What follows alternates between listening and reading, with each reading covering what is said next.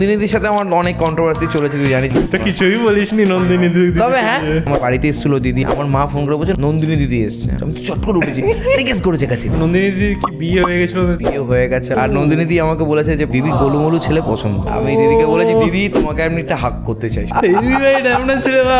Food blogging হয়, এটা কি স্ক্রিপ্টেড হয়? করতে পারে কিছু মানুষ, বড় বড় থালি খাচ্ছে, রোজ ভিডিও ছাড়ছে, তো ওটা কি পুরোটা কোনো দিন খেতে পারবে? কোলেস্টেরল হয়ে একদম হরে কৃষ্ণ হরে রাম, তোমার বাবা আমার নাম। রানু মণ্ডলের ভিডিও বানিয়েছে, ব্লগ বানিয়েছে। দুটো বিয়ে শুনেছিলাম, মুম্বাইতেও তিনি নাকি ছিলেন। স্পোর্টিংলি নি তুই জানিস খুব ভালোভাবে রোস্টিং গুলো, আমি একদম রিপ্লাই ভিডিওগুলো দেখলাম, খুব এনজয় করি। রোস্ট হয়ে যে ফেমাস হয় সেটা দিয়ে কি কেরিয়ার কুখ্যাত হয়ে বিখ্যাত হওয়া যায়। আমি কিন্তু ইউনিক কিছুই করেছিলাম, সাধ্য এটা কেউ দেখায়নি। কিন্তু আমি কখনোই কোনো মানুষকে ডিস্টার্ব করে না কাজ করি না। অন্তত জ্যান্ত মানুষকে ডিস্টার্ব করিসনি। কেমন দেয় রেস্টুরেন্ট বা ক্যাটারিং এরা? সেই 1K এক্সপেক্ট করতে হবে। সোদপুরে দাদা বৌদি ওখানে মনে হয় পেমেন্ট দেয়নি নাকি, খুবই বদনাম করে চলে এসেছিস। নন্দিনী দি এখন আমার দিদি হয়ে গেছে। তখন কি হয়েছিল তোর নন্দিনী দিদি? ঝামেলা টামেলা ছিল, হয়েছে ভিডিও করতে দেয়নি। তো প্রথমে সকালবেলা ভোরবেলা গেলি, আমি 5টার সময় উঠলাম, কারণ আমার বাড়ি থেকে নন্দিনীদির দূরত্বটা অনেকটা। 5টার সময় উঠে রানাঘাট থেকে আমাকে যেতে হয়, আর নন্দিনীদির রান্না যদি দেখাতে হয় আমাকে 7টা-8টার মধ্যে ঢুকতেই হবে। তো সুতরাং আমি সকালে পৌঁছে গেছিলাম এবং তারপরে নন্দিনীদির হোটেলে গেছিলাম। দিদি তারপর দেয়নি কোনোভাবে, দিদির গলায় কি সমস্যা হয় মানে আমরা তো যেগুলো ভিডিওতে দেখলাম যে তুই ভিডিও করতে যাচ্ছিস, মানে বিহাইন্ড দ্য সিনস কি হয়েছিল? বিহাইন্ড দ্য সিন হয়েছিল, আমি গেছিলাম, দিদির গলা ব্যথা ছিল, আমি 3বার রিকোয়েস্ট করেছিলাম, দিদি বললো আমি কথা বলতে পারছি না, আমি দিতে পারবো না। একটা সাধারণ মানুষের হতে পারে, কিন্তু আমি বলেছিলাম দিদি আমাকে একটু খেতে দিও, খাবারটাই আমি ভিডিও করব, আমি তো টাকা দিয়ে খেতে গেছি, আমি তো বিনা পয়সায় খেতে যাইনি। তো আমাকে দিদি সেটা দিতে চাইনি, যে ভেবেছে মনে হয় আমি ওর নামে খারাপ কিছু বলতে পারি, বা মানে খাবার রিলেটেড বা কিছু বলতে হতে পারে, ওটা নন্দিনী দিদির কী ভাবনা সেটা তো আমি জানি না। তো স্বাভাবিকভাবে সেটা করেনি। তো আমি কি করব, তখন আমার মাথায় এটা ঘুরেছে যে এটা মানুষকে জানানো উচিত। তো আমার সেই মুমেন্টে সেই সাবকনসিয়াস মাইন্ড আমাকে বলেছে এটা মানুষকে জানানো উচিত, তো সেই সময় আমি এটা করেছি। আজকের মাইন্ড আমাকে বলছে যে সম্পর্ক, আজকে সাবকনশিয়াস মাইন্ড কি বলছে? আজকে মাইন্ড বলছে আজকে প্রচুর মানুষ নন্দিনীদিকে নিয়ে রোস্ট করেছে, কিন্তু সবার সাথে নন্দিনীদির সম্পর্কটা ভালো হয়ে গেছে পৃথিবীতে। মানে আজকে তুই আমাকে নিয়ে রোস্ট করেছিস, আমি আজকে তোর সাথে তোর বাড়িতেই বসে খাওয়া দাওয়া করছি, এনজয় করছি। প্রত্যেকটা ব্লগারের বা প্রত্যেকটা ইউটিউবারের বোঝা উচিত যে না, ওগুলো তো মানে এটা জানা উচিত যে মানে বাইরে। তো আগে বলছে তোর কি মনে হয় তুই যেটা করেছিস এটা মানে ভুল ছিল, ঠিক ছিল নাকি? আমি বলবো না খুব ভুল ছিল, আমি বলবো না খুব ঠিকও ছিল, কারণ ওনার একটা বিজনেসের জায়গা ছিল, সেই দিক থেকে দেখতে গেলে ওটা ভুল ছিল। কিন্তু আমারও যে একটা বিজনেসের জায়গা ছিল সেই দিক থেকে দেখতে গেলে ঠিক ছিল। কিন্তু মানে আমরা পরিপূরক, জানিস তো, মানে আমরা মানে একটা ডাক্তার যদি রুগীকে না দেখে তাহলে রুগী যেমন বাঁচতে পারবে না, আর ডাক্তারের কাছে রুগী যদি না যায়, মানে সে যদি ভিজিট না দেয় তাহলে ডাক্তারও বাঁচতে পারবে না। আমরা একে অপরের পরিপূরক অবশ্যই আমরা, তাই না? তো সুতরাং আমার মনে হয়েছে তার দিক থেকে সেটা যেরকম রং, আমার দিক থেকেও সেটা রং। এখন আমরা কখনোই ঝামেলাটাকে সামনের দিকে এগিয়ে নিয়ে যাবো না, আমরা চেষ্টা করবো সেই ঝামেলা মিটিয়ে নিয়ে আবার সামনের দিকে নতুন কিছুভাবে মানুষকে প্রকাশ করার, নতুনভাবে এগিয়ে যাও। তো তুই মানে ওখানে ধর ভিডিওটা করলি, তারপরে তুই ফেরত চলে গেলি? হ্যাঁ, ফেরত চলে গিয়ে আমি ফেরত যাইনি, তাহলে আমি সেখানে ভিডিও বানাইনি, কিন্তু ওই চত্বরে আরও অনেক জায়গা আছে। ডালহৌসি চত্বরে প্রচুর খাবারের দোকান আছে। সেই দিনে কোথায় গেছিল? হ্যাঁ, সেই দিনে 5খানা কন্টেন্ট করেছিলাম, আজকেও মনে আছে। ওখানে গিয়ে আমি দেখেছিলাম ছোটো ছোটো রাস্তায় ওই সাইকেল করে অনেকে না ওই লিট্টি এগুলো ভিডিও, মানে লিট্টি চোখা আছে, হ্যাঁ, তারপরে ওই জিনিসগুলো সব বিক্রি করে 10 টাকা, 5 টাকা, 15 টাকা এরকম করে। সেগুলো খেতেও খুব দারুণ, জানিস তো, কি একটা কোম্পানির নাম আর এই মুহূর্তে মনে পড়ছে না, কিন্তু খুব দারুণ খেতে সেগুলো। আমি একটা ভিডিও করেছিলাম, একটা খিচুড়ি, আলু ভাজা, বেগুনি, চাটনি দিয়ে 30 টাকার একটা থালি, একটা তরকারি দিয়ে, হ্যাঁ, ঘি দিয়ে দিয়েছিল, মানে খুব দারুণ। ওটা ভাইরাল হয়েছিল ভিডিওটা, 7.5 না 8 লাখ ভিউ এসেছিলো। ওটা দাদা দিচ্ছিল না দিদি দিচ্ছিল? ওটা একটা বৃদ্ধ মানুষ দিচ্ছিল, দাদু। হ্যাঁ, তো যাই হোক, ওখানে আমি 5টা কন্টেন্ট করে এসেছিলাম, সব মিলিয়ে আমার মনে আছে সারাদিন ব্যাপী আমি 5টা কন্টেন্ট করেছিলাম। ডালহৌসিতে 5টা কেন 10টা কন্টেন্ট করার মতন জায়গা, পর খাবারের দোকান। ডালহৌসি মানে তো অফিস পাড়া হতো, অফিস পাড়া, সাংঘাতিক জায়গা। তবে তার মধ্যেও মাদ্রাসি হোটেল বলে একটি হোটেল আছে, দীর্ঘ 40 থেকে 45 বছরের ফেমাস, আমি যদি ভুল না হয়ে থাকি। ওই দোকানের খাবার ভাই ইজ অ্যামেজিং, মানে আমি ওই দোকানে খেতে খেতেই প্ল্যান করি যে এইটা মানুষকে দেখানো যায়, নন্দিনী যে ভিডিও ফেমাস ছিল এমনি ইন্টারনেট ওটা যথেষ্ট ফেমাস। না আমি বলছি ইন্টারনেট ফেমাস ছিল, মানে ইন্টারনেট ফেমাস ছিল কিনা আমি বলতে পারবো না, তবে ইলিশ, কাতলা, রুই, ডিম, মানে তুই যা যা ভোলা, ভেটকি যা চাস রিজনেবল প্রাইসে ওখানে পাওয়া যায়। এটা সব থেকে ভালো। আর সব থেকে কম দামের থালি ছিল মানে 30 না 35 টাকা মনে হয়, 30 টাকা থেকে থালি শুরু ছিল। তো এই তো 30 টাকার থালিটা খেয়ে বাড়ি গেলি, তারপরে ধর এডিট করছিস নন্দিনীর এক্সপোজ ভিডিও, তো ওটা ছাড়লি, ছেড়ে ওটা তো মানে সাংঘাতিক ভাইরাল হয়েছিল। তারপরে কি নন্দিনীদির থেকে কিছু মানে মেসেজ? নন্দিনীদি আমাকে পার্সোনালি কিছু বলেনি, নন্দিনীদি বিভিন্ন ভিডিওর মারফত আমাকে নিয়ে অনেক কথা বলেছিল। তারপরে একে অপরের দিদি কিছু বলছে, ভাই কিছু বলছে, দিদি কিছু বলছে, ভাই কিছু বলছে, এরকম হতে হতে হতে হতে কিছু না, তুই তো অনেক কিছুই বলেছিলিস। 10 মিনিট করে একটা ভিডিও ইউটিউবে আছে, ঠিক আছে, যাই হোক। তারপরে ফেসবুকে আছে, ইউটিউবে নেই, ফেসবুকে আছে। দিদি অন্যের চ্যানেলের মারফত বলেছে, আমি আমার চ্যানেলের মারফত। দিদি ভাইয়ের মধ্যে ঝামেলা একটা লেগে গেছিল, কিন্তু সেই ডাইরেক্টলি মানে অতটা ডিরেক্টলি বলেছে। তুই তো ডাইরেক্টলি বলেছিস, আমাকে ডিরেক্টলি বলেছে বলে আমি বলেছিলাম। সেটা নিয়ে আমি এগোতেই চাইছি না, আমি জিজ্ঞেস করছি ঘটনাটা। সেই সময়টা পার করে ফেলেছি, আজকে 2024-এ পড়ে ফেলেছি, 2023-এর ঘটনা মিটে গেছে। না তারপরে মিল কি করে হলো? একটু মিল হয়েছে কি বলতো, সত্যি কথা বলতে মানে আমি চেয়েছিলাম কোথাও গিয়ে যে না, সম্পর্কটা মানে এগোনো যাক, সম্পর্কের মানে তিক্তটা বাড়িয়ে না লাভ নেই। তিক্ত তো প্রত্যেকটা জিনিস, মানে সম্পর্ক গড়াটা সবথেকে বড় কঠিন, সম্পর্ক ভাঙাটা নিমিষেই হয়ে যায়। তো সুতরাং আমার মনে হয়েছিল যে নন্দিনীদির সাথে সম্পর্ক রাখা উচিত। দিদিও আমার প্রতি, আমার বাড়িতে এসেছিলো দিদি আমার প্রতি, তাই আমার বাড়িতে এসেছিলো দিদি। আচ্ছা। তো যে কোনো মানুষ যত মানে চরম শত্রু হলেও তার সাথে কখনো খারাপ ব্যবহার করতে নেই। তো কি দেখলি, মানে হঠাৎ করে চলে আসলো না? আমার মা, আমার দাদা জানতো, আমার দাদার সাথে নন্দিনী দিদির সম্পর্ক খুব ভালো। আচ্ছা। তো আমি ওপরে ছিলাম, আমার মা ফোন করে বলছে নন্দিনী দিদি এসছে। ঘুমাচ্ছিলিস? আমি ঘুমাচ্ছিলাম দুপুরবেলা। নন্দিনী দিদি এসছে। আমি বলছি কোন নন্দিনী? ডালহৌসির নন্দিনী দিদি এসছে। আমি তো চট করে উঠেছি, জিজ্ঞেস করেছে কাছে আবার কি, আমি তো জানলে থাকতামই না বাড়িতে। এবার আমি নিচে নেমে দেখছি নন্দিনী দিদি, আমি তো হা করে তাকিয়ে। নন্দিনী কি তোর দিকে তাকে হাসছে? আয় আয়, কেস করে আমার কাছে তাকাচ্ছে, ওই দেখো মাকে বলছে কেস করেছে রে কাজে, হরে কৃষ্ণ। যাই হোক, তারপরে আস্তে আস্তে সম্পর্ক মিষ্টতা এসছে। দিদিভাইয়ের মধ্যে ঝামেলা হতেই পারে, এসব হতে থাকবে, কিন্তু আবার সব কিছু শেষে মিল হবেই, মেলবন্ধন ঘটবে। আজকে তোর সাথে আমার মারাত্মক ঝামেলা ছিল, সবকিছু মেলবন্ধন ঘটেছে। তো ঝামেলা কিছুই ছিল না, মানে ওই কন্টেন্ট যেটা মানুষ জানতো ছিল না, পার্সোনাল কিছুই ছিল না আমাদের। কিন্তু একটা সময় মানুষ ভাবতো যে আমাদের মধ্যে একটা ঝামেলা হচ্ছে, এই হচ্ছে সেই হচ্ছে, আমি তোকে দেখলে হয়তো এই করবো, তুই আমাকে দেখলে এই করবো, কিন্তু আমাদের মধ্যে সেটা নয়। যেটা বাইরের হিন্দিতে আমরা দেখে এসেছি যে মানে একসাথে কাজ করা, তোর সাথে আমি একসাথে কাজ করেছি, ইন ফিউচারে আমাদের আরও কাজ আসবে, আমাদের বন্ধুত্বটা খুব ভালো। নাহলে আমি তোর বাড়িতে থাকতে পারতাম না, আজকে এতক্ষণ আছি, তো একসাথে খাওয়া দাওয়া করছি। এই জিনিসগুলো আমার মনে হয় প্রত্যেকটা ক্রিয়েটারের জানা উচিত, বোঝা উচিত। মারপিট ঝামেলা বেশি দূর না নিয়ে যাওয়াই ভালো। তোর সম্পর্ক থেকে মানে বললি সম্পর্ক তোর নন্দিনীদির মোটামুটি ঠিক হয়ে গেছে, ভাই হয়ে গেছিস। নন্দিনীদির কি বিয়ে হয়ে গেছিল? ইনভিটেশন এসেছিল কিছু? বিয়ে হয়ে গেছে, আমাকে ছবি পাঠিয়েছে দাদার। মানে দাদা মানে নন্দিনীদি যে বর। আর নন্দিনীদি আমাকে বলেছে যে পার্সোনালি দিদির গোলুমলু মানে ছবি পাঠায়নি, মানে আমি বলছি দিদির গোলুমলু ছেলে পছন্দ। আচ্ছা, সবসময় তোকে বেশি পছন্দ? মানে আমাকে তো ভাই হিসাবে পছন্দ, না ওই আর কি, মানে দিদির যে বর সেও একটু গোলুমলু। হ্যাঁ, আচ্ছা। তা নন্দিনী তো আমাকে ছবিটা মানে দেখে নিতে বলেছিল, আমি দেখেছিলাম, ভিডিও করেছিল। তো দিদি বলেছিলাম গোলুমলু ছেলে খুব পছন্দ। তোকে বলছে? হ্যাঁ।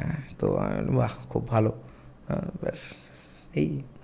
তবে নন্দিনীদির সাথে আমার খুব শিগগিরই দেখা হতে চলেছে। আমি দিদিকে বলেছি দিদি তোমাকে আমি একটা হাক করতে চাই, সমস্ত কিছু হয়ে গেল, ঝামেলা মিটে গেছে, সুতরাং হ্যান্ডশেক কেন না, হাক কেন? কারণ দিদি তো সে আমার। আমি কি তোর?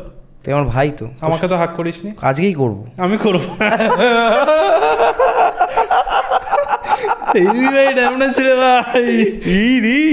তোর নন্দিনী দিদির তো কথা চলছে, নন্দিনী তো হট টপিক বলছে। আমি একটা ভিডিও দেখলাম ভাই, হিন্দিতে ভিডিও, সে 55 মিলিয়ন মনে হয়, মানে এরকম লেভেলের মনে হয় আমাদের বেঙ্গল থেকে কাঁচা বাদামও মনে হয় এতটা ইয়ে হয়। অ্যাকচুয়ালি হিন্দি তো সেটা তো হিন্দি বাংলা। কিন্তু নন্দিনী দিদি তো ওর তো কোনো ভাষাই হয় না, মানে রূপের কি ভাষা, মানে হয়তো সৌন্দর্যের কোনো ভাষা হয় না, তাই হিন্দি বাংলা সব দিকে চলে গেছে।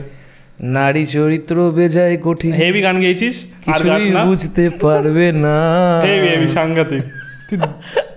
তুই তোর রিসেন্টলি মানে নন্দিনী দিদি তো কথাই হচ্ছে, রিসেন্টলি নন্দিনী দিদি আমি একটা ভিডিও আবার দেখলাম, মানে এতদিন তো হয়ে গেছে ঝামেলা হয়ে গেছিলো, তারপরে মোটামুটি আন্ডারস্ট্যান্ডিং হয়ে গেছে, দিদি দিদির মতন থাক, ব্লগাররা একটু সরে এসেছিলো, আবার রিসেন্টলি দিন একটা ঝামেলার ভিডিও এসেছে, কি নাম্বার লিক হয়ে গেছে, সে একটা মেয়ে দেখি না আমার ওইটা দেখেই আমি অ্যাকচুয়ালি ফোনটা করেছিলাম। কি হয়েছে নাম্বারটা লিক করে দেওয়া হয়েছিল নাকি, একটি ছেলে একটি মেয়ে, যত যাই হয়ে যাক না কেন একটা মেয়ের নাম্বার এরকমভাবে লিক করে দেওয়া উচিত না আমার মনে হয়। তার সাথে যতই ঝামেলা হোক, নন্দিনীদির নাম্বার কিন্তু আমার কাছেও ছিল, আমি কোনোদিন এরকম মানে ভাবিও নি, আমার মাথায়ও আসেনি। একটা মেয়ে সব সময় সে যদি না চায়, কেন আমি 10 জন মানুষকে তার নাম্বারটা শেয়ার করব, তাই কি না? তাকে জিজ্ঞাসা করে তারপর নাম্বারটা শেয়ার করা উচিত। ও শেয়ার তো মানে ভিডিওতে শেয়ার করেছে, না হলে ভিডিওতে দেখিয়ে দিয়েছে কেন এইটা, ও তার মানে তো শেয়ার হয়ে গেল। তো এটা করা একেবারে উচিত না। আমার ওইটা দেখে আমার খুব খারাপ লেগেছিল, তো দিদি কান্নাকাটিও করছিল আমার ভিডিওতে। হ্যাঁ দেখছিলাম তো ভিডিওতে, তো এটা একটা মানে খুব খুব প্যাথেটিক লেগেছিল আমার, যে একটা মেয়েকে বলছে রেট কত তোমার, একটা মেয়ের চারিত্রিক বারবার বলতে হবে না, ঠিক আছে ওটা আমরা দেখে নিয়েছি, এটা খুব বাজে ছিল, এটা খুব বাজে ছিল ব্যাপারটা, ওর জন্য। কিন্তু তারপরে আমার অদ্ভুত লাগছিল যে ছেলেটা ও আবার গলাবাজি করছে, ওই তো যে আমার চাকরি আছে এসব আমার দরকার নেই। তাহলে করতে এসেছিলিস, স্বাভাবিক এসেছিস কেন, আমার চাকরি আছে কোনো অসুবিধা নেই, এসব আমার দরকার পড়ে না। তাহলে এসো না, তুমি কেন এসেছো? তুমি সময় নষ্ট বের করে এসছো না? ওর লজিক হলো বাংলাদেশ থেকে লোক আসছে, বিদেশ থেকে লোক আসছে, তাহলে কলকাতার লোক কেন তোমার কাছে এসে ভিডিও বানাতে পারবে না? তাহলে তোমার তো চাকরি আছে, তাদের চাকরি নেই। তুই তো এক্সপোজ করার পরে এত আন্ডারস্ট্যান্ডিং হয়ে গেছিস, ওরা হয়তো এখনো তোর ফেজে আছে, ওই ফেজটা। এটা ঠিক নয়, এটা প্রত্যেকের ভুল। তোরও কিন্তু মাথাটা গরম হয়ে গেছিল যখন করতে দেয়নি, মানে অবশ্যই অ্যাবসলিউটলি আমার মাথা গরম হয়তো হয়ে গেছে মাথা। কিন্তু তাহলে তার মানে এটা নয় যে তুমি চাকরি, আমার তো চাকরি ছিল না। না ওই আমার সেই সময় চাকরি ছিল না, বা আজও চাকরি নেই, কিন্তু তার তো চাকরি আছে, সে তো এই কথাটা বলছে। হ্যাঁ বলছে যে আমার চাকরি আছে, তুমি কেন করতে এসছো? সেটাই, তাহলে তুমি কেন এসছো? একজনকে কেন ডিস্টার্ব করতে এসছো? আমার মনে হয় রানু মণ্ডলকেও জানা মানুষ যেরকম মানে যেভাবে, আমার বাড়ির পাশে তো বাড়ি, যেভাবে ডিস্টার্ব করে, কয়েকদিন আগেই দেখছিলাম ঝাঁটাপেটা করছিল। আমি আজ অবধি রানু মণ্ডল কোনোদিন আমাকে একটা খারাপ ভাষায় কিছু বলেনি, আমি কোনোদিন কার সাথে খারাপ ব্যবহার করিনি, সেও আমার সাথে কখনো ভালো মানে খারাপ ব্যবহার করেনি।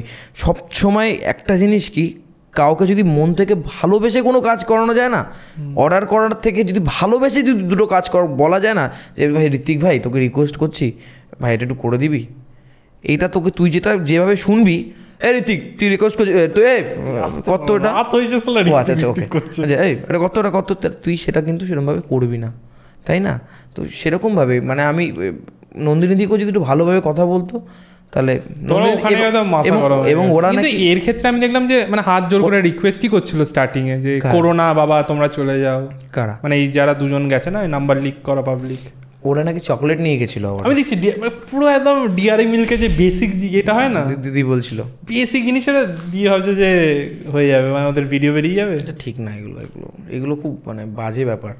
একটা মেয়ের নাম্বার এরকম করে লিক করে দেয় একেবারে। সেটা তো করেছে, বাজে ব্যাপার হলো যখন হাসি মুখে বারণ করছে যে করোনা চলে যাও, যাচ্ছে না, ওই ঢিট হয়ে দাঁড়িয়ে আছে, বলছে এরা করছে আমি কেন করবো না। মানে বেসিক্যালি ওই মানে তুই যেটা বললি আর কি, সেই সময় তোর যেমন একটা মাথাটা গরম হয়ে গেছিলো।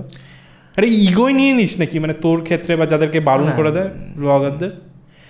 ইগো, আমার কথা হচ্ছে যদি বারণ করে তার যথাযথ কারণটা জানাক আমাকে, কি কারণে বারণ করা হচ্ছে। যদি কারণটা আমার মনে হয় না ঠিক আছে, হ্যাঁ এই কারণে সত্যিই বারণ হতে পারে, তাহলে আমি অবশ্যই কেন করব। তার জায়গায় আমি হস্তক্ষেপ করার মতন জায়গা আমার নেই। এত বড় ড্যাশ হয়ে যায়নি আমি, বড় হুনু আমি হয়ে যায়নি, তাই না? তো মানে এবার সেই মানুষটাকে খারাপ মন্তব্য করে, তাকে দুটো খারাপ পর্যালোচনা করে তাকে নষ্ট করার দায়িত্ব আমার নয়। তো এটা মানে দিনের পরে দিনে মানুষ আস্তে আস্তে কাজ করতে করতে বুঝবে, যেটা আমি আস্তে আস্তে চেষ্টা করছি। ভুল প্রত্যেকেই করে, হয়তো আমি অনেক ভুল করেছি, আমিও আস্তে আস্তে চেষ্টা করছি নতুন করে রিয়ালাইজ করতে। আমি জানি না ইন ফিউচারে আমি ভুল করবো কিনা, বাট আমি চেষ্টা করব আরও ভালো ভালো কাজ করার, নতুন কিছু দেওয়ার মানুষকে। কিন্তু না মানে এখন মানে তোর যে ফেসবুকে ভিডিও ছাড়ছিস সেগুলো লোকজন দেখছো, তো তোর মনে পড়ে না সেই আগেকার দিন যখন তুই ধর শ্রাদ্ধ বাড়িতে গেলি ভিডিও পুরোনো জিনিস আমি কখনোই ভুলি না। হ্যাঁ, আমি এখনও বলবো, আমি আগেও বলবো, পুরনো চাল ভাতে বাড়ে অবশ্যই। শ্রাদ্ধ বাড়ির ভিডিও না করলে আজকে ফুডি গ্রেড হতে পারতো না হয়তো বা। আমি জানি না, আমি প্রত্যেক সময় নিজেকে চ্যালেঞ্জিং করেছি। প্রথমে বং অফিসিয়াল আমি মিউজিক ভিডিও বানিয়েছি, 2016 থেকে আমি শুরু করেছি, লাস্টের দিক থেকে চ্যানেল স্ট্রাইক খেয়ে বন্ধ হয়ে গেছে, আবার চ্যানেল ওপেন করেছি। মানে মিউজিক ভিডিও দিয়ে শুরু করেছিলাম ইউটিউব। তারপরে রানু মণ্ডল ভিডিও না, প্রথমে মিউজিক ভিডিও বানালাম, তারপরে বানালাম হচ্ছে আমাদের শর্ট ফিল্মস বানাতে বানাতে আবার মিউজিক ভিডিও, গল্প, তারপরে আসবে। তারপরে ইন্টারভিউ সিজনেই রানু মণ্ডল ছিল, গুরুজি সিং ছিল, আরো অনেক। তোর ওই কেশবদের ইন্টারভিউটা হলো ফার্স্ট তোর যে ভিডিওটা, আমি মানে তোর উপরে যে ভিডিওটা বানিয়েছি আমি তখন জানতাম। আর যখন আমি তোকে যে আমাকে নাম দিয়েছিলিস গণেশ, হ্যাঁ, কিন্তু তোর যখন এমনি নর্মাল এমনি তোর ফুড ব্লগিং নিয়ে ভিডিও, তখন আমি জানতামই না যে তুই সেই গণেশ। কমেন্টসে লোকজন দিচ্ছিল, আরে এটা তো সেই গণেশ, মনে পড়ছে গণেশ। আমি তখন ম্যাচই করতে পারিনি, ভালো বেশ মানে সব রকম জনরাস ট্রাই করে ফুড ব্লগিংটা তোর ক্লিক করেছিল নাকি? একদমই, সব শেষে দেখলাম আমাকে মানুষ ফুড ব্লগিংই চিনতে পেরেছে। এবং রানু মণ্ডলের ব্লগগুলোও তো বেশ চলেছিল। রানু মণ্ডল, তার জন্য তোর প্রতি থ্যাঙ্কফুল আমি। এবং আরও অনেক কিছু দিক থেকে 1,40,000 সাবস্ক্রাইবারের ফ্যামিলি ছিল বং অফিসিয়ালে। মানুষজন ভাবে যে সাবস্ক্রাইবার্স থাকলেই মানে হয়তো অনেক বড় ব্যাপার, সাবস্ক্রাইবার্স থাকাই মানে তুমি অনেক বড় কিছু করে ফেলেছো, তোমার 1,00,000 সাবস্ক্রাইবার্স আছে মানে তুমি অনেক টাকা ইনকাম করো। না, এটা নয়। ওখানে আমার ভ্যালু ছিল না, রানু মণ্ডলের ভ্যালু ছিল। আজকে আমার যদি 30,000 সাবস্ক্রাইবার্স থাকে, সেটা আমার ভ্যালুর জন্য আমার সাবস্ক্রাইবার্সটা এসছে। তো আমি সেটাই মনে করি। তোর ভ্যালু নন্দিনী দিদির একটু তো ভ্যালু আছে। নন্দিনী দিদি আমার চ্যানেলে আমি যা কাজ করেছি তোর প্রত্যেকটাতে আমি ছিলাম।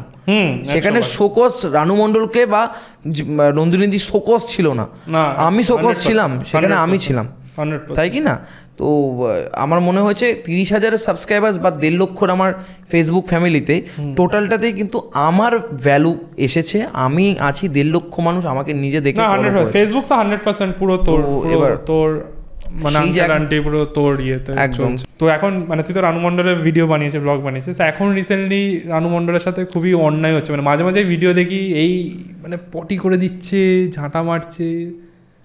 সেই সময় মানে হঠাৎ মানে রানু মণ্ডল প্রথমত আমি পার্সোনাল 1-to-1 কোয়েশ্চেন, রানু মণ্ডল ওটা বাড়ি যেখানে থাকে, নিজেরই বাড়ি বলে তো? আমি তো সেটাই জানি। মানে উনি কি আগে একদম ফেমাস হওয়ার আগে কি ওখানে থাকতো নাকি?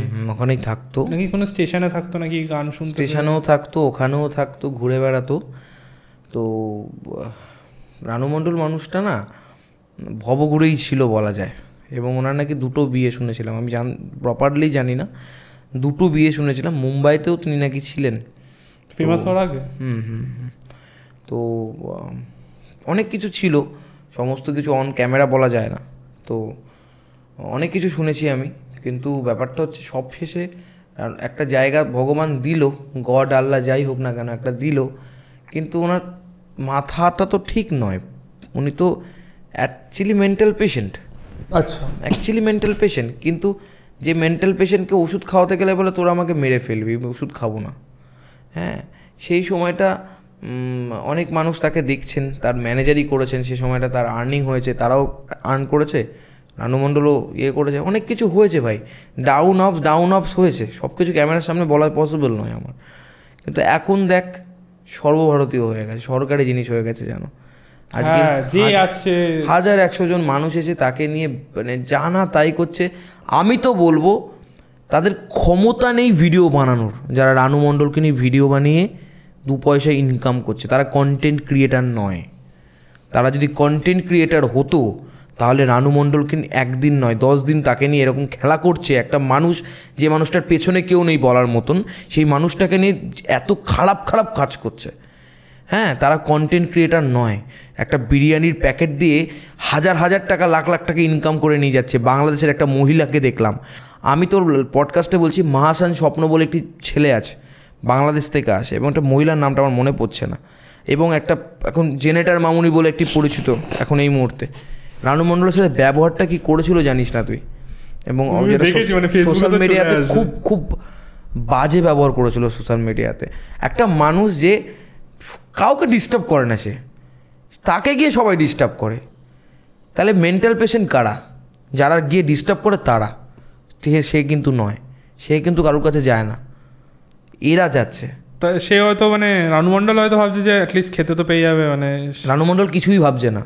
রানু মণ্ডলের কাছে এরা গিয়ে, রানু মণ্ডলকে বলা হচ্ছে তাই তো খাবারের লোভ দেখছে না, এ নাও বিরিয়ানি এনেছি। আর রানু মণ্ডল তো সেই কারণে সেই সময় হয়তো ক্ষুধার্ত আছে, মানে ক্ষুধার্ত, অবশ্যই ক্ষুধার্ত আছে, কিন্তু মানে তুমি এর খাবারের নাম করে তাকে নিয়ে এরকমভাবে মানে এটা খারাপ কাজ করবে, এটা খারাপ, এটা এটা মেনে নেওয়া যায় না। আবার সেই দেখছিলাম যে আবার অ্যাটিটিউড দেখাচ্ছে, ঝাঁটা দিয়ে পেটাচ্ছে, ওরা ওটা ভিডিও করছে, তার আগে পরে কি হলো দেখাচ্ছে না কিন্তু। না না, আবার গেটের সামনে দাঁড়িয়ে অ্যাটিটিউড দেখাচ্ছে যে আমরা আসছি, মানে কি জানা সামথিং বলছে। হ্যাঁ, ওই জেনারেটর মামুনি, তাই তোমার এই অবস্থারই হবে, তোমার এই অবস্থাই হবে, এইসব এরকম বলছিল। আমি একটা ভিডিওতে দেখছিলাম, এই জিনিসগুলো বাজে। আমার তার সাথে কোনো পার্সোনালি সমস্যা নেই, ঝামেলা নেই, কিচ্ছু নয়, কিন্তু একটা মানে বাংলা কথায় অবলাই তো এখন, ও তো মেন্টাল পেশেন্ট, মানে অবলা প্রাণী। সেই মানুষকে কেন এইসব করছো তোমরা? তোমার যদি ইচ্ছে থাকে নিঃস্বার্থভাবে দুটো খাবার দিয়ে এসো না, কোনো দরকার কি তার সাথে? মানে যাতা না সত্যি। একটা মানুষ আজকে আমার প্রতিও 10টা বাড়ির লোক, মানে বারবার লোকজন এলে, যদি আমার বাড়িতে কেউ না থাকে, আমিও সালা মেন্টাল পেশেন্ট হয়ে যাবো ওরকম বারবার করলে।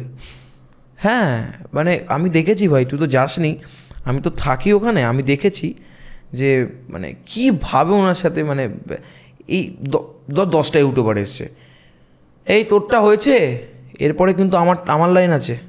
আচ্ছা, লাইন লেগে গেল, ওই তোরটা হয়েছে দাদা, এরপরে কিন্তু আমি আছি। ওরা কি আনে? একটা করে বিরিয়ানির প্যাকেট আনে।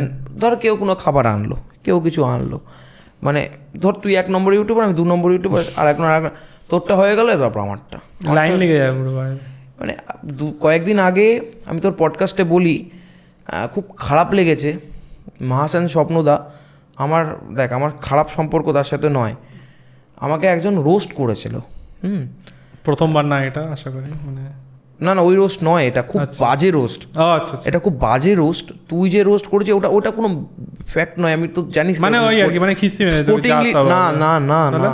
স্পোর্টিংলি নি, তুই জানিস খুব ভালোভাবে রোস্টিংগুলো, আমি একদম রিপ্লাই ভিডিওগুলো দেখলাম, খুব এনজয় করি, সেটা তো তুই জানিস সেটা। কিন্তু ঘটনা হচ্ছে, একটা ছেলে রোস্ট করেছিল, শুভঙ্কর না কি যে নামটা আমার মনে পড়ছে না এই মুহূর্তে, মহাশান স্বপ্নদা আমার বাড়িতেই ছিল। যে গল্পটা বানিয়েছিল সেই সময় মানুষ আমাকে চিনতো না এত, এখনকার সময় মতন। আমাকে বলেছিল যে তুমি আমাকে আর আমার দাদাকে বলেছিল যে তুমি একটু অ্যাক্টিং করবে। আমি হ্যাঁ অ্যাক্টিং করবো, তার একটা ভালো ফেস আছে, কাজ করবো, অ্যাক্টিং করবো, আমার অ্যাক্টিং করতে ভালো লাগে পার্সোনালি। অ্যাক্টিং আমি করেছি কি, তা সে বসে আছে, তাকে আমরা ধরে রেখেছি, আর ভিডিওটাতে কি আমরা গুন্ডা, বাংলা কথায় গুন্ডা, ভিডিওটাতে দেখাচ্ছি যে না আমরা তোর ভিডিও দেখিয়ে দেবো সবাইকে, কী ভিডিও দেখাবো কী না দেখাবো কিচ্ছু জানি না, ও এইটুকু বলেছে, আমরা এইটুকু দিয়ে ভিডিও করেছি, ওর পেজে হচ্ছে না, হ্যাঁ এবার ও ওইটুকু করে ভিডিও করছে। এবার ভিডিওটা এমনভাবে সাজিয়েছে যে ওর সাথে রানু মণ্ডলের শারীরিক সম্পর্ক রয়েছে, এবং সেই শারীরিক সম্পর্কে আমরা ভিডিও করে নিয়েছি, আর সেটা আমরা ওকে থ্রেট করছি, ঠিক আছে? এটার কিন্তু কিচ্ছু জানি না, আমি জানি না, আমার দাদা জানে। তোরা এত ভোলা, তোকে বললো ধরে রেখে বলতে, তুই বলে দিলি ক্যামেরার সামনে। সেই সময় তাই ছিলাম ভাই, সেই সময় তাই ছিলাম। কোন ক্লাসের কথা এটা? তখন 2 বছর আগের কথা, তখন আমাকে কেউ চেনে না, ফুডি গ্রেডকে 2 বছর আগে, তাহলে তো যথেষ্ট বড়, মানে হ্যাঁ বড়ই আমি, কিন্তু ওই যে বললাম আমার থেকে তো ও বড়। বুঝতে পারছিস না, তোকে এইটাই ব্যাপার ভাই, বুঝতে পারিস না, বুঝতেই পারিনি। সিরিয়ালে শুটিং, মানে অডিশন, সিম্পল একটা যেরকম হয় যে একটা বানাচ্ছি, গল্প বানাচ্ছি, ব্যাস এইটুকুই। আমি কিন্তু আমরা দুজনে 2 ভাই 1 ভাইও বুঝিনি, ঠিক আছে? যেটা গল্প হলো, হ্যাঁ গল্প হলো। এবার যখন রোস্ট হয়েছে, বেশ কিছুদিন হলো রোস্টটা হলো, আমাকে আমার দাদারা যখন মেনশন করছে, শুভজিৎ এটা তুই কী করেছিস, তখন আমি না অবাক হয়ে গেছি যে এই মানুষটাকে আমি এত পাশে থাকার চেষ্টা করি, এই মানুষটার জন্য আমি এরকম করতে পারলাম। যতই সেটা অভিনয় হোক, সে তো মেন্টাল পেশেন্ট রে বাবা, সে তো আর সাধারণ ব্যক্তিত্ব না। আমার খুব খারাপ লেগেছিল। আমি সে দাদাকে বললাম, দাদা আমি কিন্তু জানতাম না এই জিনিসটা। সেই দাদা আমাকে এখনও বিশ্বাস করলো কিনা আমি জানি না, সাধারণ মানুষ আমাকে বিশ্বাস করলো কিনা আমি জানি না, কিন্তু আমি বিশ্বাস, কিন্তু সেই মানুষগুলো আমাকে কিন্তু মেনশন করেছিল, সেই মানুষগুলো কিন্তু আমাকে মেনশন করেছিল ফুডি গ্রেডকে, যে তুমি এটা কী করে করতে পারলে, কি করে করতে পারলে, ওটা তুই না বুঝে করে ফেলে। না বুঝে করেছি আমি, সত্যিই খুব বাজে ছিল, আমার খুব খারাপ লেগেছিল ওটা। তো এত যে তুই রোস্ট মানে হয়েছে, আমার হাতেই তো 2-3 বার হয়েছিস, যাই হোক। আমি মেন যে প্রশ্নটা হলো সেটা এই যে রোস্টিং হয়ে যে ফেমাসটা হয়, তুই হয়েছিস রিসেন্টলি সাধ্যবাড়ি, আমাদের মিস ব্লগার হয়েছে, তুই হলো মিস্টার ব্লগার, দুটো সাধ্যবাড়ি ব্লগার আছে আমাদের। গার্লফ্রেন্ড হয়ে গেছে ও। তোর গার্লফ্রেন্ড হয়ে গেছে? তোর আমার কেন হবে? তোদের তো 500 কোটি গ্রুপে দেখছিলাম আমি। তোদের তো সাধ্যবাড়িতে যাওয়া আসা থাকে, তো তোদের হয়তো আলাপ টালাপ আছে, আমি যতদূর জানতাম। মানে যাই আমার মেইন প্রশ্নটা হলো এই যে রোস্ট হয়ে যে ফেমাস হয়, সেটাই কি লাভ হয়, বা সেটা কি লোকেরা ধরে রাখতে পারে, বা সেটা দিয়ে কি কেরিয়ার দাঁড়ায় ইউটিউবে? কারণ তোরা যখন রোস্ট তো তোরাই ভালো জানবি, মানে রোস্ট হওয়ার পজিটিভ সাইড কি, নেগেটিভ সাইড কি? রোস্টিং এমন একটা জিনিস। রোস্টিং কি আমি জিজ্ঞেস করেছি? আমি জিজ্ঞেস করছি, আমি ক্যা বল। রোস্টিং হয়ে আমার তো মনে হয় কুখ্যাত হয়ে বিখ্যাত হওয়া যায়। এবার সেটাকে ধরে রাখতে হবে। আমার ফেসবুকে হয়েছে, সুমির কিন্তু ইউটিউবে হয়েছে। ইউটিউবে মেয়েটির 500কে ক্রস করে গেছে সাবস্ক্রাইবার্স।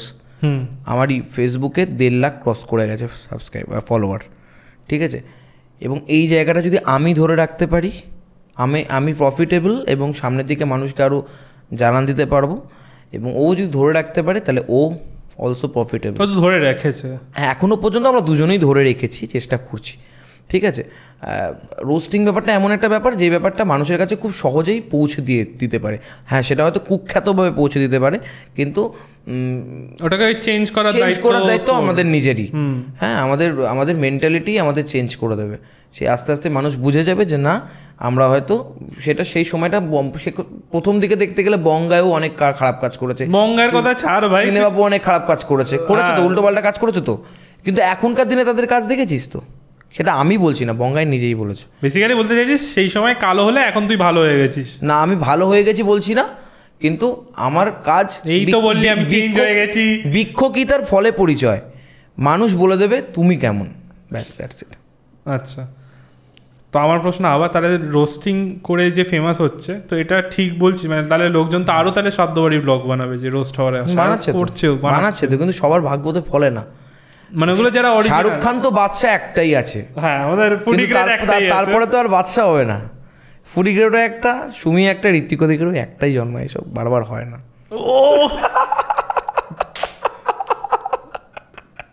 তো বাকিটা অন্য কিছু ট্রাই করতে হবে, সাধ্যবাড়ি অন্য কিছু ইউনিক। আমি কিন্তু ইউনিক কিছুই করেছিলাম, তার কারণ আমি দেখছিলাম আমার মাথায় একটা জিনিস ঘুরছিল, আমি কি ফুড ব্লগিং করবো, কোথায় কি করবো, এবার সাধ্যবাড়িটা কেউ দেখায়নি। এরকম বুদ্ধি যদি আমার মাথায় আসতো, পুরা কপালে 1 মিলিয়ন হয়ে যেত।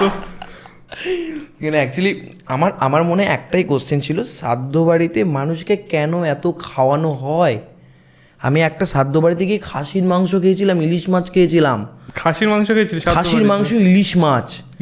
খাসির মাংস খেয়েছিলিস? একই শ্রাদ্ধ বাড়িতে খাসির মাংস, ইলিশ মাছ। আচ্ছা, কেন খাওয়ানো হয়? একটা মানুষ মারা যায়, আমাদের পাড়াতেই ছিল তখন। টাইটেল কি বল? দাস হয় খাসির মাংস খাই, সেটা তোর ওপরে, তুই কি খাবি সেটা তোর ব্যাপার। আমি জানতাম মাছ হয়, মাছই হয়, আমিও জানতাম, সেটাই তো আমার অবাক। খাসিটা কি দাড়ি ছিল না ছিল? তুই তো ফুড ব্লগার, এগুলোই তো হয়, মানে ফুড ব্লগার। আমি কোনো ফুড ব্লগিং ফও জানি ছোটবেলায়। আচ্ছা, তখন 8-9-এ পড়ি। খাসির মাংস খাওয়া হয়েছিল, আর ইলিশ মাছও খাওয়া হয়েছিল, আমার পাড়াতেই ছিল, ঠিক আছে, মীরা পিসিদের বাড়িরও।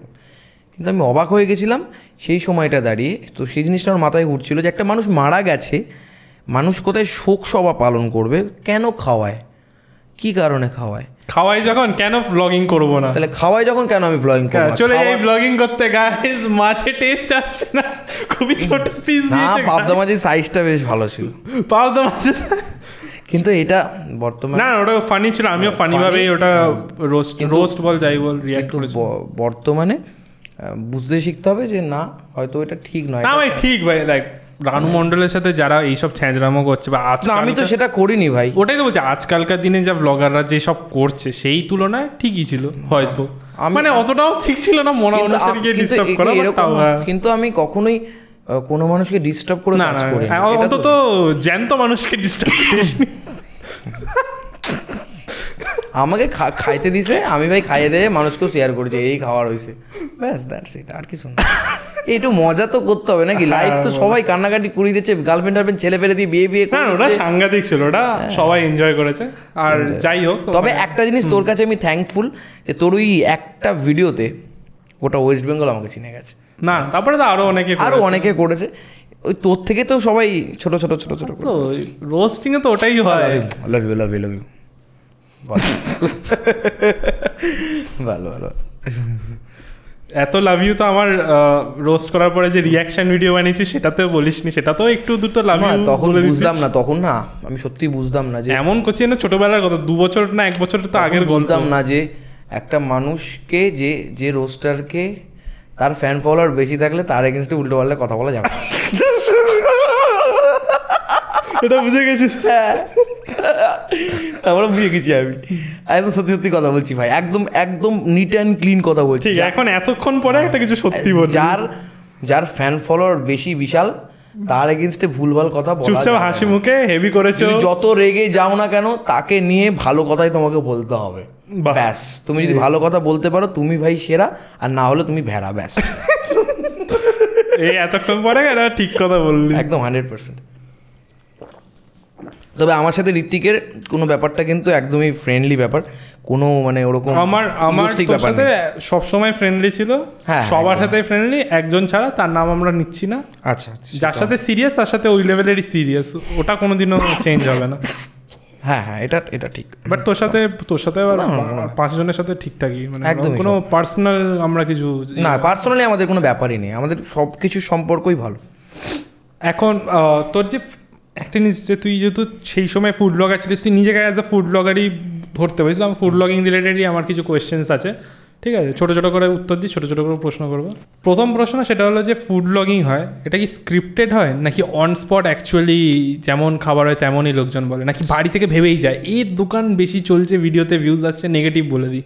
তোর ক্ষেত্রে বলছি না, আমি জেনারেল বলছি। স্ক্রিপ্টেড করে কোনোদিন ফুড ব্লগিং হয় না, যে স্ক্রিপ্টেড করে সেটা তারা করা কি হয়, করতে পারে কিছু মানুষ। তোর কি মনে হয়? তুই তো এত কিছু বড় বড় ব্লগাররা করতে পারে স্ক্রিপ্টেড, মানে ওরা বাড়িতে কি ভেবে যাবে, তারা একটু মেপে চেপে কথাও বলে। যারা মেপে চেপে মানে একটু মিলিঝুলি কবিতা করে বলে তারা তো অবশ্যই স্ক্রিপ্ট করেই বলে, স্বাভাবিক ব্যাপার। আমি বলতে চাইছি যে আমি কি বলছি, তুই যেটা বলছিস ঠিক আছে, ওই স্ক্রিপ্টেড বলছি না, আমি বলছি বাড়ি থেকে করে না, আমি বলছি বাড়ি থেকে ভেবেই গেছে যে আমি এটা বাজে বলবো, খাবার যেমনই ওরকম হয় না। কেন একটা মানুষের, তার তো কেউ কারণ তখন ওটাতেই ভিউজ আসছে, কিন্তু শত্রু তো নয়। একটা দোকানের খারাপ করে হতে পারে, কিছু মানুষ হতে পারে, কিন্তু একটা দোকানের, আমার মনে হয় একটা দোকানের খারাপ করে কি কোনোদিন বড় হওয়া যায় না। তুমি এখন বাবা চৈতন্য হয়ে গেছো, কিন্তু আমি জেনারেল ফুড ব্লগারদের কথা বলছি। আমি দেখেছি, দেখো আমি নিজেও এক্সপোজ করেছি। হ্যাঁ, খাবার খারাপ হলে এক্সপোজ করা উচিত। আচ্ছা, কারণ আমি কখনো আমার সাবস্ক্রাইবারকে নিয়ে, আমার 10টা সাবস্ক্রাইবার্স থাকুক, আমার 10 জন ফ্যামিলি থাকুক বা একজন ফ্যামিলি থাকুক, তাকে নিয়ে আমি কখনো মানে খেলতে পারি না। তুই হলো ভোলে বাবা না, আমি ভোলে বাবা নই। তুই ভগবান না, ভগবান নই। আমি সাধারণ ফুড ব্লগারদের কথা বলছি, তারা কি করে স্ক্রিপ্টেড, মানে বাড়ি থেকে ভেবে যায়? কারণ আমার মনে হয় পার্সোনালি কয়েকজনকে দেখে, তোর কথা বলছি না, হয়তো বলছি না, একদমই হতে পারে, এটা হতে পারে, মানে আমার দেখে মনে হয় ও বাড়ি থেকে ভেবেই বেরিয়েছে যে আজকে আমি বদনাম। এবার ভাবনা চিন্তা অনেকের তো অনেক রকম হতে পারে, তোর যেরকম দেখে যেটা মনে হচ্ছে, আর অনেকের নাও। তোর কি মনে হয়? আমি তোর আমার মনে হয় না, এরকম কেউ করে না, ফুড ব্লগিং করে না। আর যদি কেউ করে থাকে তাহলে বলবো তার ফুড ব্লগিং লাইফ বেশ কিছুদিন নয়, মানে সেটা ক্ষণস্থায়ী হবে, দীর্ঘস্থায়ী হবে না, এটা করা উচিত নয়। আরেকটা জিনিস ফুড ব্লগিং রিলেটেড, যে আমরা দেখিতে মাঝে মাঝে মানে সে বড় বড় থালি খাচ্ছে, রোজ ভিডিও ছাড়ছে, তো ওটা কি পুরোটা কোনো দিন খেতে পারবে না? খায় না, কোনো দিন খেতে পারবে না, কারণ বাপের সাধ্য নেই অত বড়। তাহলে অন ক্যামেরা ধর 1-2 বাইট নিল, হ্যাঁ, তারপরে খাসির মাংস খাচ্ছে, ওফ কি তুলে ভাই সাব, তো তুই করিস বন্ধুরা, তোর ব্লগ চলছে বলে এরকমই হয়, ফেলে দেয় আবার সাইডে, তাই তাহলে মরে যাবে, কোলেস্টেরল হয়ে একদম হরে কৃষ্ণ হরে রাম তোমার বাবা আমার নাম এরকম হয়ে যাবে, মানে হরে কৃষ্ণ হয়ে যাবে। বেশি খাওয়া কোনো কিছুই ভালো না, তুই জানিস, সব কিছুই কম খাই। ওরকম স্ট্রিট ফুড ডেইলি দুবেলা মরে যাবে। আর স্ট্রিট ফুড মানেই ভাই তেল, খারাপ তেল দিই ওরা তোর স্ট্রিট ফুড, তাই মানে যতই তুই যা স্ট্রিট রেস্টুরেন্টে গেলেও রেগুলার গেলেও, রেস্টুরেন্ট তো সব থেকে বেশি নোংরা হয়, বাসি। স্ট্রিট ফুড ভালো হয় কি রেস্টুরেন্ট নোংরা হয়? কারণ ওখানে কি চলে, রেস্টুরেন্টের ভেতরে তো কখনো ঢুকতে দেবে না। কি চলে ওটা তোর কি মনে হয়? খুব নোংরা চলে, মানে বাসি খাবার, বাসি তেল, মানে হাত ফাত দেখাবে ক্যামেরার সামনে, যারা কিচেন দেখাবে তারা সেই দিনকের জন্যই দারুণভাবে দেখাবে। বাস হ্যাঁ, ব্যতিক্রম অবশ্যই রয়েছে, আমি অবশ্যই বারবার বলবো ব্যতিক্রম অবশ্যই রয়েছে, কিন্তু বেশিরভাগটাই হরে কৃষ্ণ। তোর ম্যাক্সিমাম ফুড ব্লগারদের কি একটু ওই ওয়েট ম্যানেজমেন্ট বল বা একটু মোটা, মানে তবে এটা ঠিক ফুড ব্লগিং তুমি হবে চিকন হয়ে যাবে সেটা কখনোই পসিবল না। ম্যাক্সিমাম ফুড ব্লগার একটু মোটা হেলদি হয়ে যায় দেখেছি। কারণ দেখো সবাই তো লেজি বং নয়, এত সুন্দর দেখতে তো হতে পারে না, সবাই তো আর মেনটেন করতে পারে না। হ্যাঁ, কিন্তু তুই তো করেছিস মেনটেন। আমি মেনটেন করতে পারছি না। হ্যাঁ, যথেষ্ট করেছিস। কমেছে আবার বেড়েছে, আবার কমাতে হবে। না না, বেশ ভালোই আছে, মানে মোটামুটি ভালোই, মানে একটু কর এরকম করে, এই তো বাইসেস আছে তো, কমাতে হবে বাড়াতে হবে। এবার এখনকার দিনের মেয়েরা তো ভাই সুন্দর দেখতে চায় ভাই, এবার ছেলেপিলের মন একটু বুঝিসই তো, মানে একটুখানি মেলি ব্যাপার হয় আর কি, তার জন্য একটু বডি ফডি একটু। তোর হয় নাকি? দেখ আমিও তো ছেলে নাকি, আমি তো আর গে না রে বাবা। না তোর এখন কেউ আছে মনে? না রে ভাই কেউ নেই, আমি ছেলে ফেলেছি, বিয়ে করে নিয়েছে, ভালো করেছে, বেশ করেছে। সে আমার আসলে এখন ঠিক আছে, আমি বেশি কিছু বলবো না, যে ভালো থাকুক সুস্থ থাকুক, আমি তার দীর্ঘায়ু কামনা করি। তোর গার্লফ্রেন্ড বিয়ে করে নিয়েছে? হ্যাঁ। দিয়া নাগের কথা বলছিস? ফুড ব্লগাররা মোটামুটি, মানে যেহেতু এত সবাই ফুড ব্লগিং করছে, ইন্সপিরেশন ফুড ব্লগ, আমি কারণ ইন্সপায়ার্ড নই, তোকে আমি বলেছি কোশ্চেনটা শোন ভাই, আমি বলছি এত যে লোকজন ফুড ব্লগার হতে আসছে, তো ফুড ব্লগিং যে ইন্ডাস্ট্রিটা আছে, যেটা তুই একটা খুব বড় নাম করা ফিগার অনেক দিন ধরে করছিস, তো এই ইন্ডাস্ট্রিতে আর্নিংস কেমন হয় বা কোথায় আর্নিংস হয় বেশি? এখানকার আর্নিংস দেখতে গেলে প্রথমে প্রত্যেকেরই যা income, YouTube Facebook revenue, add revenue, তারপরে চলে আসবে এরকম প্রমোশনাল, যেরকম অ্যাপসগুলো আমাদের প্রমোশনসে আসে, কিন্তু আমাদের মনে হয় অ্যাপসগুলো আমাদের ফুড ব্লগিংয়ে খুব বেশি আসে না। আমাদের অনেকগুলো দিক থেকে ইনকামের জায়গা আছে, যেরকম ধর অ্যাড রেভিনিউ আছে, অ্যাপস আসে, তারপরে এই প্রেস্টিজ কোম্পানির মতন বিভিন্ন কোম্পানি, ননস্টিক কোম্পানি, এই কোম্পানি দিয়ে দিল, বললো রান্না করে করো, এই একটা আছে, ঘি ব্র্যান্ড দিয়ে দিল, ঘি ফি এসব খাবার দাবারের ব্র্যান্ড চলে এলো, এই দাওয়াত ফাওয়াত দিয়ে দিল, চাল ফাল দিয়ে দিল, এইসব দিয়ে দিল, তার সাথে ধর হলো রেস্টুরেন্ট থেকে ডাকলো। হ্যাঁ, এই ব্যাপারটা কি হয়?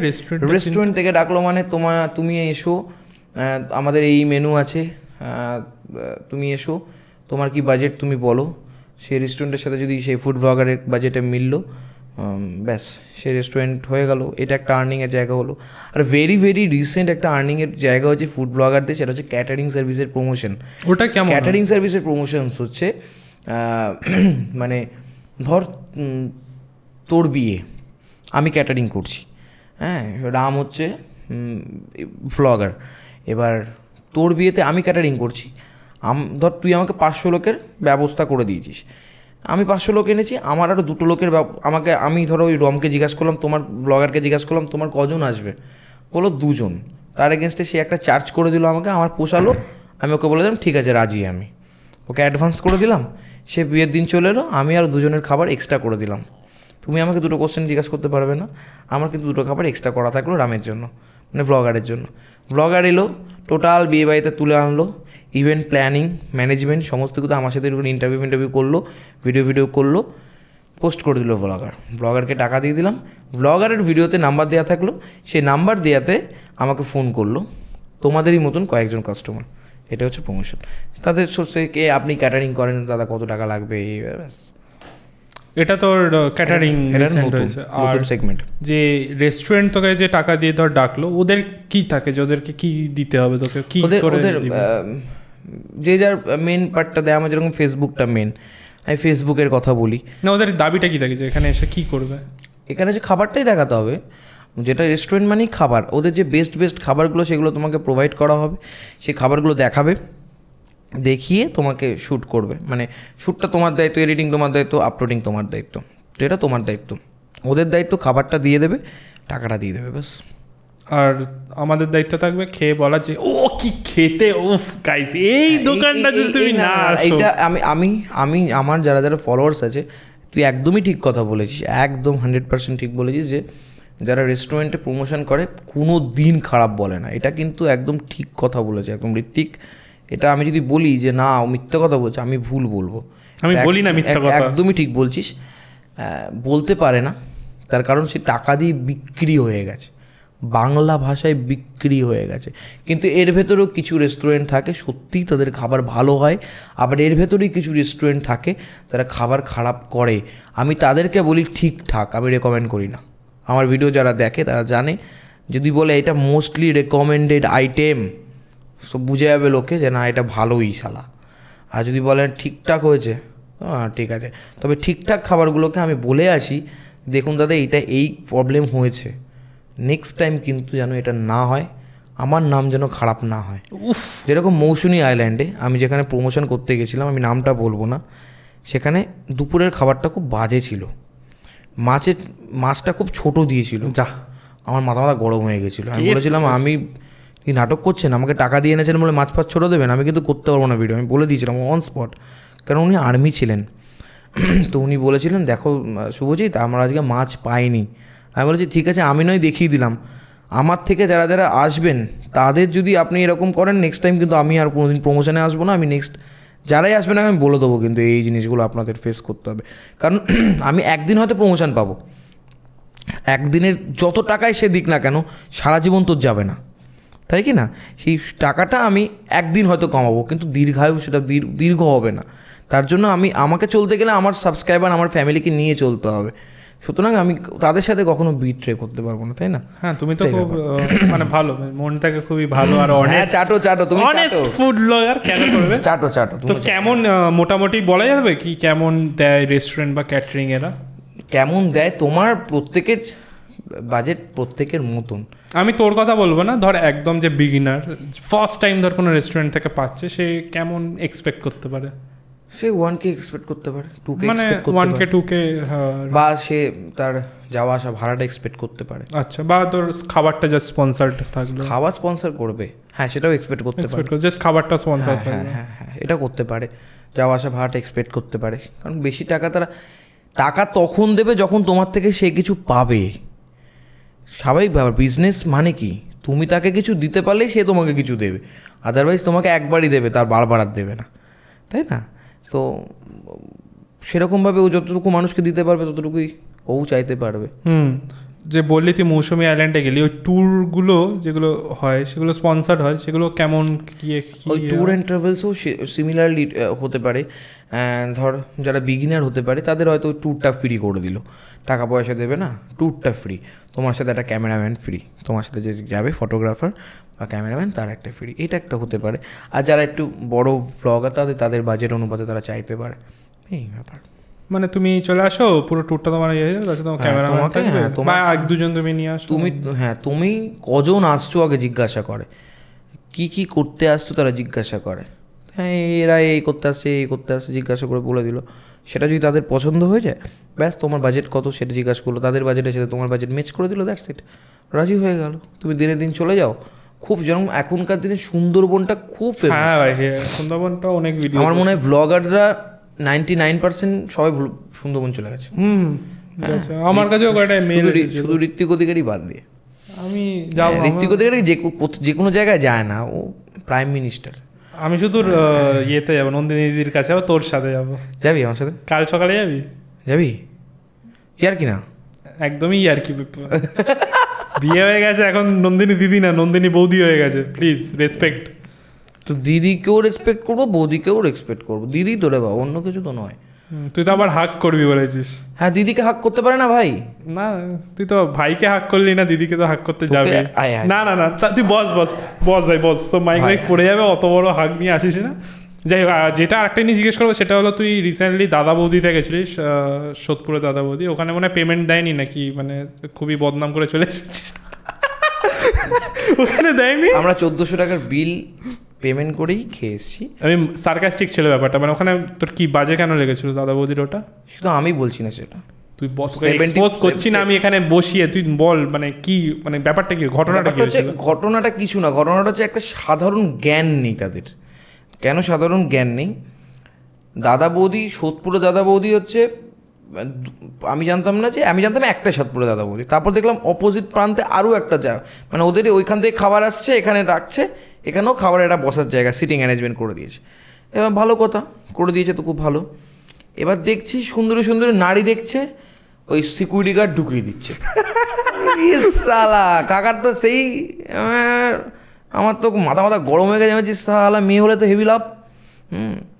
তো এবার আমরা 1 2 3 4টে ছেলে ছিলাম, আমার তো মানে গরম হয়ে গেছে সব কিছু, ঠিক আছে। আর সুন্দরী নারী হওয়ার এতই চাপ, হ্যাঁ এতই আনন্দ, দেখছে ঢুকিয়ে দিচ্ছে, দেখতে কেউ কেউ বলছে দাদা আমার না বাথরুম পেয়েছে। হ্যাঁ তা বাথরুম পেয়েছে, তুই একা যা, তোর ফ্যামিলি কী করবে বাথরুমে গিয়ে? ফ্যামিলিকে নিয়ে ঢুকে যাচ্ছে, ব্যাস গল্প শেষ। আর উনি লিখছেন এরকমভাবে খাতার মধ্যে, আর লিখছিস তাহলে আমাদের তো আগে ঢুকাবি তুই, আমরা তো বিনা পয়সা খেতে আছি রে বাবা। দাদা বৌদি কখনো কাউকে ইয়ে করে না, টাকা ছাড়া খেতে আসে না, মানে দেয় না কাউকে, প্রমোশন করে না। তো আমরা গেলাম খেতে। এবার সেই সময়টা রাইসটা পরিমাণে খুব কম, একটা বিরিয়ানির দাম 350 টাকা। তার রাইস মানুষ এক্সপেক্ট করবেই যে আমার দুপুরবেলার পেটটা তো ভরবে। আজকে যে বিরিয়ানিটা খেলাম তার থেকে অনেকটাই কম। হ্যাঁ, তো আমার মনে হয়েছিল কোথাও গিয়ে রাইসটা খুবই কম। সবাইকে কম দিচ্ছিল না, মেয়েদের বেশি দিচ্ছিল? না, প্রত্যেককে, রাইসটা প্রত্যেকের কম। মাটনটা খুব দারুণ ছিল, মাটনটা নিয়ে কোনো কথা হবে না। তবে রাইসের কোয়ান্টিটিটা যতটা কম, মানে কম, কোয়ালিটিটা খুবই বিলো, যেটা ব্যারাকপুরে দাদা বৌদির মধ্যে নেই। আচ্ছা, ব্যারাকপুরে আমি তো খেয়েছি। ব্যারাকপুরে দাদা বৌদিটা টেস্টি। দাদা বৌদির ভাই মানে এক্সপিরিয়েন্সটাই আলাদা, মানে এত বিরিয়ানির দোকানে গেছি, এত দোকানে খেয়েছি। তোকে আমি একটা জায়গায় নিয়ে যাব। আমি যাব না। কেন রে? না, হ্যাঁ বল, গেলাম তারপরে কোথায় নিয়ে যাবি আমাকে? তোকে আমি একটা জায়গায় নিয়ে যাবো, তুই দাদা বৌদি বিরিয়ানি খেয়েছিস, অনেক ভালো বলেছিস তো। আমি তোকে চ্যালেঞ্জ করে বলতে পারি দাদা বৌদির থেকেও ভালো একটা জায়গায় নিয়ে যাব। কোথায় নিয়ে যাব এখন সাসপেন্স থাকুক, পরে বলবো। আমি এটুকু চ্যালেঞ্জ করে বলতে পারি দাদা বৌদির থেকে 1.5 গুণে ভালো বিরিয়ানি হতে পারে। দেখ, আমি দাদা বৌদি থেকে বিরিয়ানি হয়তো ভালো হতে পারে, কিন্তু দাদা বৌদির যে অ্যাটমসফিয়ার না, পুরো ওয়েস্ট বেঙ্গল থেকে লোকজন ট্রেনে করে আসবে তো একসাথে, পুরো একই ছাদের নিচে, মানে আবার একটা না, 2তলা 3তলা অব্দি মানে চালু হয়ে গেছে। সবাই একসাথে বসে যে খাচ্ছে, মানে নর্মাল যে আর্সেনাল কোনো রেস্টুরেন্টে গেলে একটু সফিস্টিকেশন ব্যাপার থাকে, কেউ কোনো বেশি জোরে কথা বলছে না, যে যা নিজের মতন খাচ্ছে, টুকটাক কথা বলছে। ওখানে গিয়ে পুরো মনে হয় এটা পুরো একটা কিছু বসেছে, মানে একটা অ্যাটমসফিয়ারটাই আলাদা থাকে। কিন্তু ওটা মানে একটা ভগবান কেন্দ্রিক জিনিস থাকেই। আজকে ঋত্বিক অধিকারী হয়েছে, যেরকম তার কাজের স্পিড ছিল তেমনই ভগবানের আশীর্বাদ ছিল। আমার অনেক তারিফ করেছিস না, ঠিক তেমনভাবেই দাদা বৌদি হচ্ছে, তাদের কি খাবার খারাপ আছে নয়, কিন্তু টেস্টের আগুনের রান্না, কোনোদিন ডাউন কোনোদিন আপ হতেই পারে। আমি একদিন দাদা বৌদিতে বিরিয়ানি খেতে গেছি ব্যারাকপুরে, খুব বাজে লেগেছিল, আমি বাজে বলেছি। ব্যারাকপুরে আবার একদিন দাদা বৌদি খেতে গেছি ব্যারাকপুরে, দারুণ লেগেছিল, আমি দারুণই বলেছিলাম। এবার আগুনের রান্না, আমাদের মায়ের হাতের রান্নাও কিন্তু কখনো কখনো ভালো হয়, কখনো কখনো খারাপ হয়, এটা হতেই পারে। এটা একটা রিভিউতে কখনো দাদা বৌদির ছেড়াও যাবে না, কিন্তু যেটা সত্যি সেটা বলা, এর থেকে বড় কিছু নয়। তবে দাদা বৌদির নাম শুধু ওয়েস্ট বেঙ্গল না, তথা বিশ্বব্যাপী নাম হয়ে গেছে। দাদা বৌদি মানেই একটা বিরিয়ানির অঙ্গীকার হয়ে দাঁড়িয়েছে, মানে বিরিয়ানি মানেই দাদা বৌদি হয়ে গেছে, মানে এটা একটা হয়ে যায়। তাদের তো একটা খাসির নিজস্ব চাষ আছে ভাই, ওদের খাসির নিজস্ব চাষ আছে, মানে ভাবতে পারছিস কতটা ওদের ব্যাপার। হ্যাঁ, যে খাসি চাষ করে, আর ওদের মাটনটাও দারুণ করে, পিসটাও থেকে 200 গ্রাম, মানে দারুণ। যেটা তোরা এই কলকাতা চত্বরে ওই ব্যাপারটা, আর ওই ব্যারাকপুরের সিগনেচার অয়েলি, মানে হ্যাঁ স্পাইসি ব্যাপারটা, আলুটা ব্রাউন থাকে, এরকম টেস্টি। তো ওই তারপর ওই চাটনি দিয়ে, পেঁয়াজ চাটনি দিয়ে আলাদাই খেতে। তারপরে লাস্টে আবার ওই জিরা একটা সোডা, ওটা তো কিনতে হয়, জিরা সেটা নিতে, সেটা তোর ব্যাপার। আর ওভারঅল যে পরিবেশটাও বেশ একটু জমজমাট থাকে, ব্যারাকপুরে কিন্তু মানুষ, ব্যারাকপুরে যাচ্ছিস কি দাদা বৌদিতে যাবি নাকি এরকম একটা। তবে ব্যারাকপুরে আরও একটা জিনিস খুব ফেমাস, তুই হয়তো জানতিস না, তার জন্য হয়তো খাসনি। ব্যারাকপুরের দই লস্যি কিন্তু খুব ফেমাস। তুই নামলেই, ব্যারাকপুরের শসাও ফেমাস আছে। শসা সবই ফেমাস। কেন, শসা কোথায় ফেমাস হলো? আচ্ছা, একটা দোকান আছে, খুবই সুন্দর শসা বানায়, মানে শসা তারপরে যে চাটটা দেবে না, আসল ওটা, তুই তো খাসনি, আসল ওটাই আমাকে দেখা। সে তো বললে অনেক কিছুই ফেমাস হয়, বাট যাই হোক, মানে আরেকটা জিনিস যেটা জিজ্ঞেস করছে সেটা হলো যে ডিবাপিতে খেয়েছিস? ওটা কোনটা বেশি ভালো, দাদা বৌদি না ডিবাপি? আমি ডিবাপির অয়েলেস মোড়েরটা খাইনি, মধ্যমগ্রামেরটা খেয়েছিলাম, ওদের দিবাপির মাটনের কোয়ালিটি দাদা বৌদির থেকে ঢের গুণে ভালো। এটা নিয়ে একটা মানে খুব কন্ট্রোভার্সি আছে। দাদা বৌদি না, কেউ দিবাপিকে পছন্দ করে, ও দাদা বৌদিকে পছন্দ করে। এবার তুই কাউকে বলতে পারবি না, মানে তোর কোনো সময় দিবাপিকে ভালো লাগে, কোনো সময় দাদা বৌদিকে ভালো লাগে। আফটার অল আমরা দুজনকেই ভালো বলতে পারি, ব্যাস। মানে দুজনেই একটা ব্র্যান্ড হয়ে গেছে। এই ব্র্যান্ডে অনেক ক্ল্যাশ চলে। আর মাঝে মধ্যেই দেখি ডিবাপি নিউজ চ্যানেলে চলে আসে, ওগুলো কি সিন হয় রে? ঝামেলা গুলি চলছে ভাই। হঠাৎ করে দেখি ডিবাপির সামনে গুলি চললো, তারপর একদিন ডিবাপিতে পুলিশ চলে আসলো। এগুলো কি বলতো, কোনো মানুষ হতে পারে, কোনো মানুষ হয়তো উত্থান হচ্ছে, মানে অন্যভাবে নষ্ট করার চেষ্টা করা হতে পারে, আমি জানি না, এটা আমি বলছি। এত মানে একটা টাইম ছিল ডিবাপিতে এত কিছু না কিছু হচ্ছে, মানে ফেসবুকে চলে আসছে, কি হয় এগুলো? তবে ব্যারাকপুরের মতন জায়গায় দাঁড়িয়ে B3 বিরিয়ানি একটা নিজের জায়গা তৈরি করে নিয়েছে। জায়গাটা খুব ছোট ছিল, একটা ছোট্ট দোকান ছিল, এইটুকু জায়গার মতো দোকান। সেই B3 বিরিয়ানি আজকে 10 থেকে 12 হাঁড়ি 15 হাঁড়ি বিরিয়ানি বিক্রি করছে। মানে বলতেই হবে যে B3 বিরিয়ানির এখন নাম মারাত্মক, ডিবাপির থেকেও বেশি। ডিবাপি, দাদা বৌদি এরা আগের ব্র্যান্ড। এদের হয়তো মানে B3 বিরিয়ানি হতো ওর থেকে শতগুণে ভালো করলেও না, মানুষের মনে না একটা, আমি এই কথাটা তোকে বলতে বাধ্য হচ্ছি, বিরিয়ানি এমন একটা খাবার প্রত্যেকের টেস্ট বার এক নয়। তোর টেস্ট বার আলাদা, আমার টেস্ট বার আলাদা। তুই হয়তো মিষ্টি বেশি খাস, আমি মিষ্টি কম খাই। এবার তোর বিরিয়ানি ওটা ভালো লাগতে পারে, আমার এটা নাও লাগতে পারে, আমার এটা ভালো লাগতে পারে। তো বিরিয়ানি নিয়ে সেরকম কিছু বলার নেই। ঘটনা হচ্ছে এখন B3 বিরিয়ানি যদি মানে এদের থেকে ফাটিয়ে বিরিয়ানিও করে না, তাও নামটা কেন হবে না ওই দাদা বৌদি, ওই ডিবাপি? কারণ এদের কিন্তু একটা হয়ে এসছে, মানে জায়গাটা হয়ে এসছে। আজকে মানে দেব যদি অনেক ভালো কাজও করে, দারুণ। তুই দেবদাকে নিয়ে কোনো কথা বলবি না? কারণ দেবদা আমি মানছি, কারণ আমিও ফ্যান দেবদার, বিশাল বড় ফ্যান, মানছি। কিন্তু বুম্বাদাকে বুম্বাদাই বলবে, কারণ বুম্বাদা অনেক দিন আগেকার মানুষ, অনেক দিন আগে থেকে শুরু করেছে। তো বুম্বাদা, দেবদা বেটার। সেটা তোর কাছে হতে পারে, সবার কাছে, আমার কাছেও বেটার, আমি মানছি। কিন্তু বুম্বাদা চুরি করেনি, কিন্তু দেবদা ভাই ঝিঙ্কু। আমরাও দেবদার নতুন সিনেমা দেখতে যাবো, খুব প্রধান দেখতে যাবো খুব শিগগিরই। হ্যাঁ, তো আজকের পডকাস্ট এতটাই। সবাই ভালো থেকো, সুস্থ থেকো, টাটা। আরে বল টাটা। ও টাটা। চল নন্দিনীর দোকানে যাবো সকালে, যাবি তো? যাবি? না ভাই, মাঝে মাঝে পাবো দেখা